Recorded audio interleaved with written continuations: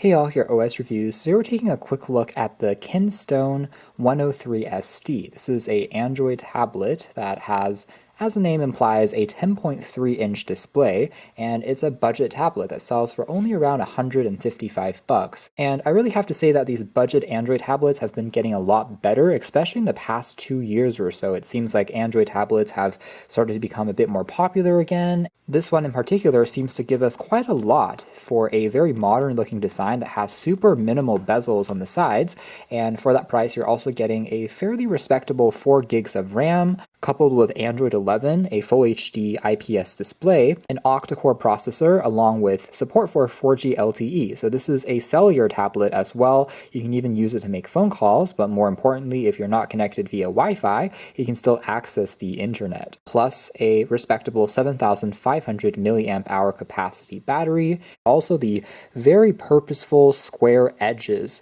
and that just makes it look a little bit more premium, although as we can see there on the rear, it seems inspired by the iPad Pro, to say the least, with its large camera array there on the back for a tablet. It looks a little bit ridiculous, but definitely makes it seem more premium than it is. The rear camera, by the way, is 13 megapixels and does have LED flash, but it is just a single lens. So the 2 other camera sensors on here are fake and just for decorative purposes. But almost everything else about this budget tablet I've been pretty impressed with thus far, especially when it comes to performance and the way that it feels, as the entire body is constructed out of this aluminum alloy that's very solid to the touch. Now more specifically, the processor octa-core clocked at 1.8 GHz is the Unisoc T610, and though it's by no means a Snapdragon 8 Gen 1 killer, things do feel pretty responsive when it comes to general navigation, and we'll certainly see that later on in this video.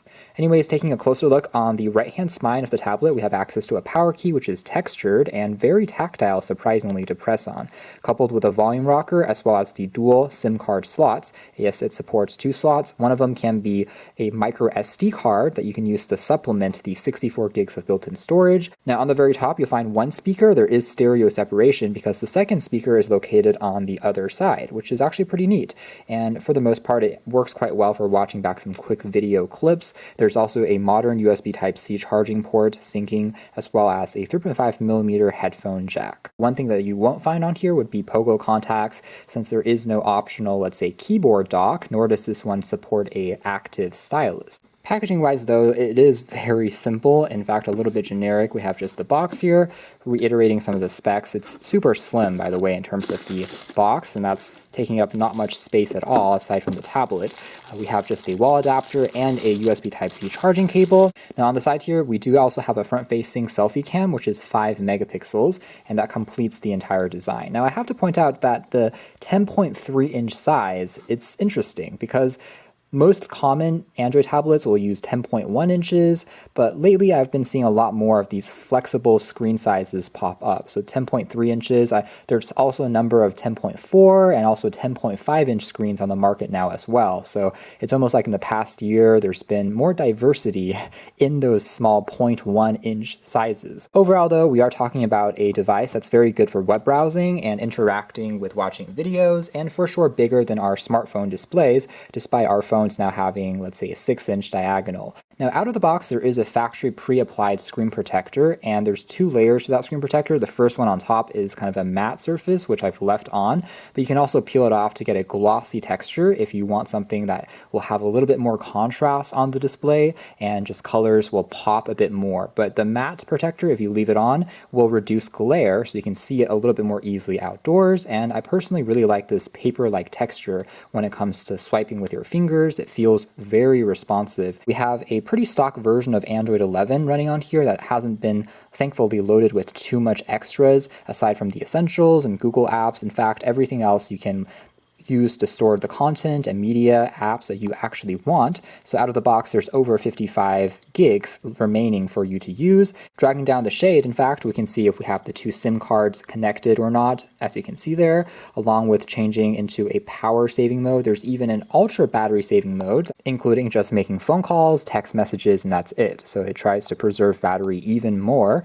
Although the 7,500 mAh pack, I've personally found to be already quite good for lasting me around 2 days or so so of usage. The tablet does have built-in GPS as well, so you can use it for Google Maps, no issues there, and antenna reception for the most part has been quite good. The tablet does allow you to use full screen gestures for navigation, which is definitely great, so it takes advantage of the slim bezels, and you're able to just simply swipe up to interact with everything. And by default, you actually don't get a universal app tray, but you can bring that back just by long holding for a few seconds, tapping on home settings, tap on home screen, and you have the options from here, whether you want to have all of the apps displayed on the desktop or bring back the app drawer. So that's the latter that we've selected, and now we have this ability added back. Now, speaking of the display, I overall find it to be quite good, especially at this price range. Again, overall very slim bezels, full lamination, so there's no annoying glare, and it does get reasonably bright as well. Even if there's a bit of sunlight hitting on it, it still is easy enough to read with wide viewing angles,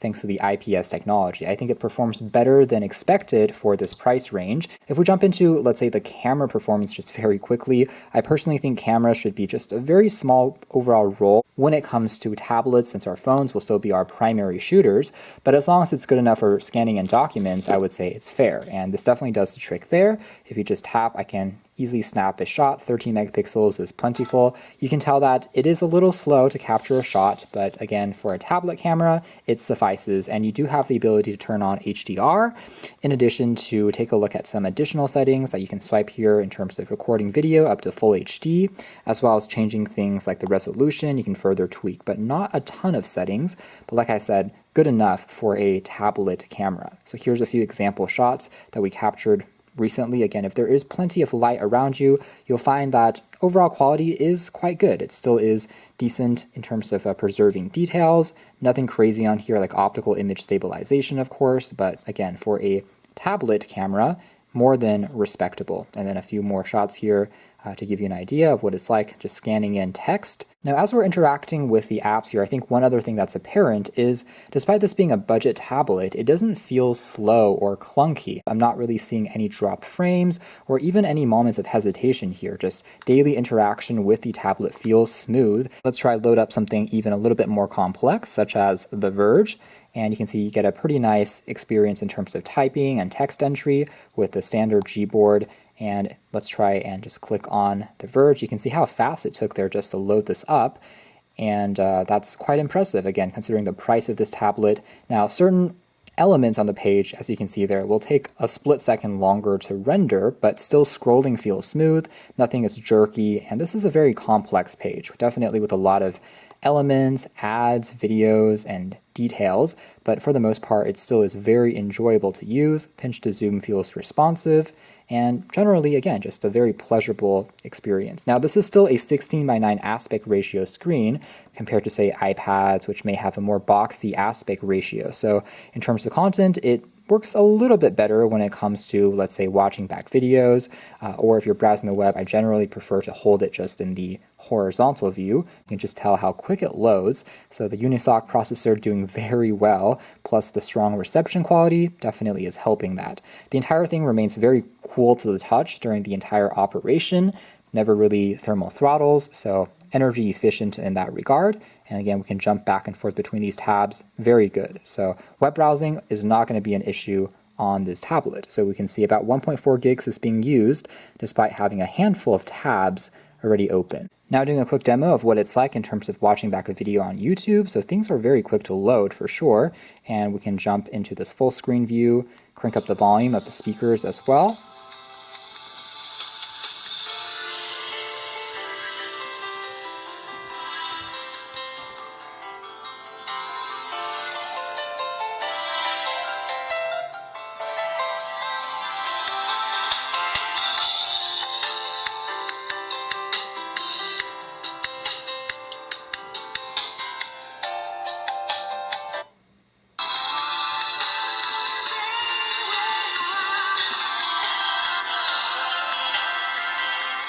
So overall impressions there is the speaker quality I think is also pretty good, I have to say, for a budget tablet. Definitely is doing above average, doesn't sound too tinny, and has good enough volume as well to make it immersive and good separation since they're on the two ends of the tablet. Videos are very quick to load, similar to web pages, so you won't really be buffering or sitting there for too long when it comes to playing things back, which is awesome. Now, in terms of if you're trying to load back Netflix, unfortunately you can only watch them in SD because of the DRM L1 certification that it's pretty common on most of these lower cost tablets. So you really need L3 if you want to go into full HD, but overall the videos are still quick to load and looks good enough, honestly, for something like this. And again, when it comes to YouTube, other shows, other sites, you're definitely able to take advantage of the full HD as well as local files, of course, really without any issues. So this will more than handle things like a bit of split screen multitasking. You can watch back a video, things will still load back quite easily